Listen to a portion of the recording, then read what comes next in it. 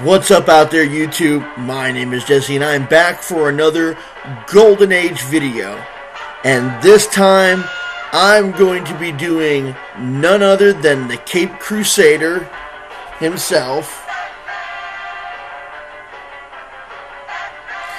That's right, I'm doing Batman. So, let's get started. Batman's origin story has been reimagined and retold so many times over the years, it's hard to know which is the original story or how it went.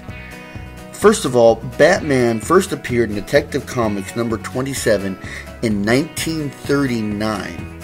He was created by Bill Finger and Bob Kane. And you might recognize the name Bob Kane because he slaps his name on absolutely everything Batman. Bruce Wayne was the only child of Thomas and Martha Wayne, who was killed by a mugger named Joe Chill when he was trying to rob Martha of her pearl necklace. Now, Joe Chill would not be revealed as the murderer at this time, since Joe Chill wasn't technically in the comic books until Detective Comics number 33. Bruce Wayne would fall into the care of his uncle Philip Wayne, who would send him to Hudson Academy. In college, Bruce Wayne would meet his first girlfriend, Julie Madison. Now, Bruce Wayne wanted to be a police officer, but Julie said that she could never love someone who would constantly put his life in danger. So Bruce knew to fight crime, he would have to dress in a disguise. So he anonymously had his bat suit created with a number of different people so they wouldn't know what they were creating, and then bribed to keep them quiet. Now, Batman's first outing didn't go quite as planned. As he was trying to stop someone breaking into a warehouse, he was knocked unconscious and tied up. He would later free himself and bring this criminal to justice, but realized that maybe fighting crime this way wasn't for him, and he would go visit Commissioner Gordon to ask for recommendations into the NYPD. He would hear that there were a number of murders going on and decided that he needed to dress up as Batman again to stop these. This outing was more successful and he brought the criminals to justice, and then decided that he would remain as the Batman. Now, Batman in his early days was very brutal to criminals and was not above killing them to get the job done. Some of the earliest criminals he fought were Dr. Death and Hugo Strange. He would also fight the Mad Monk, who he did in fact kill. Not long after this, Bruce Wayne would be attending to a circus where they were having the premiere act, the Flying Graysons. A gang leader known as Boss Zuko would orchestrate the killing of John and Mary Grayson. Bruce Wayne, noticing the tragedy in Dick Grayson's life that mirrored his own, decided to adopt him as his ward, which is tantamount to adopting a son.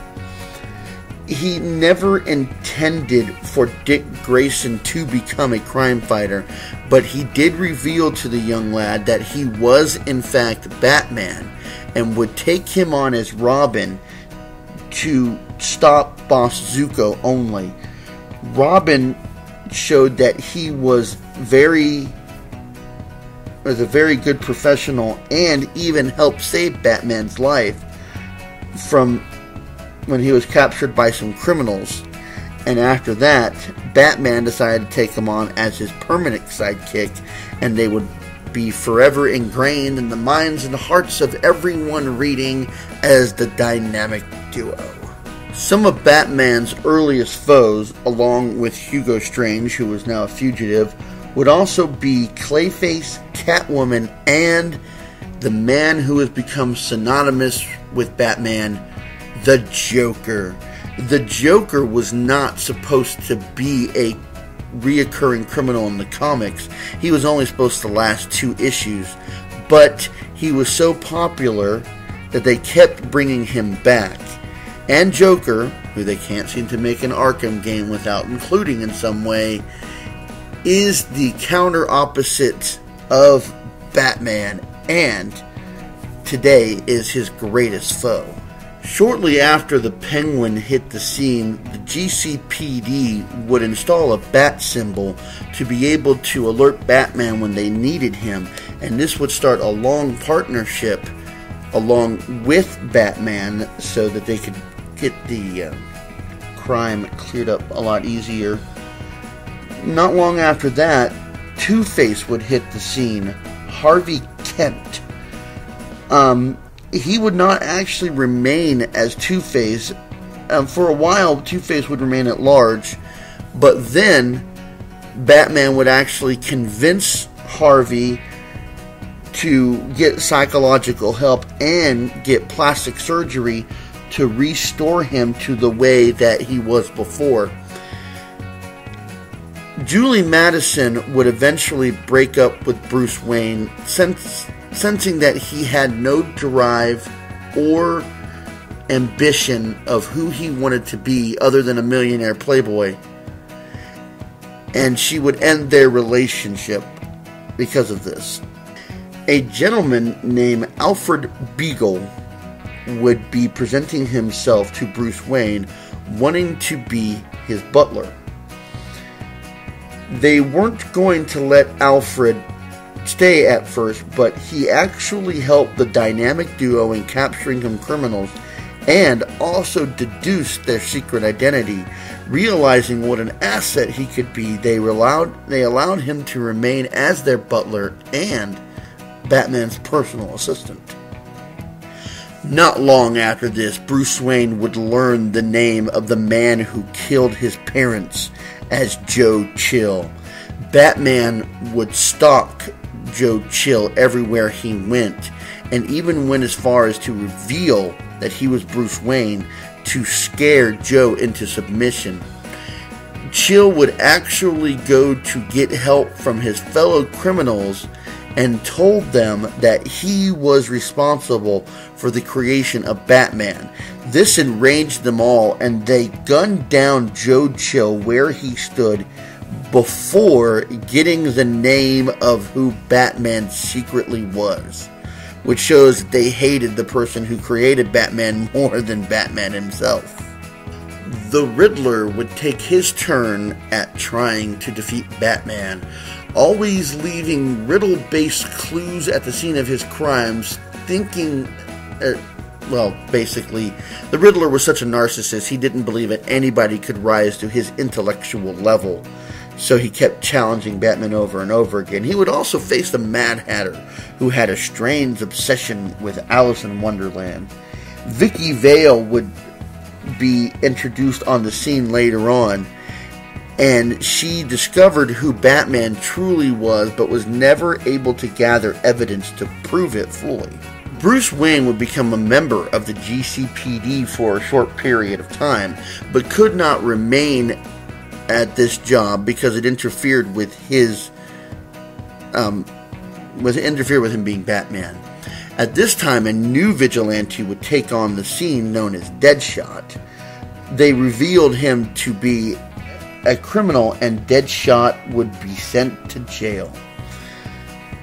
Not long after Killer Moth came on the scene, Bruce Wayne was appointed mayor of Gotham City, and this caused him a lot of trouble with him trying to juggle between being the mayor and being Batman. Around this time, Batman would be dating a supermodel known as Magda Luvisu, and I probably just butchered that name. It was a big scandal at the time because he was the mayor. Batman stopped working for the law and gave up being Batman altogether. Vicky Vale tried to sabotage the relationship, knowing that Bruce Wayne needed to be Batman, but then she realized that she had made a horrible mistake when this was all part of an undercover investigation by Batman. Batman fixed Vicky Vale's mistake, brought in the wanted criminals, and Vicky said that she would never stop until she won Batman's love, but this was a promise that she would never be able to bring to fruition.